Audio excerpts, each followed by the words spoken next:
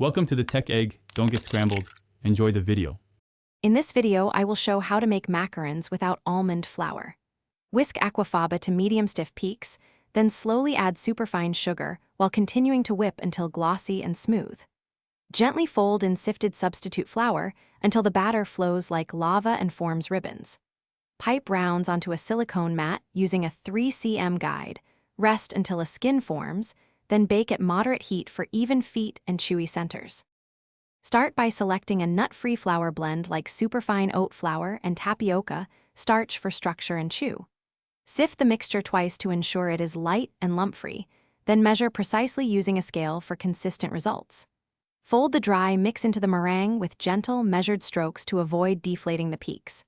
Adjust batter consistency so it flows slowly off the spatula and settles into a smooth ribbon before piping. Prepare a filling that balances sweetness and texture, such as Swiss buttercream or a light ganache that complements the shell. Infuse flavors with extracts, citrus zest, or a touch of fruit puree, but keep moisture low to avoid soggy shells.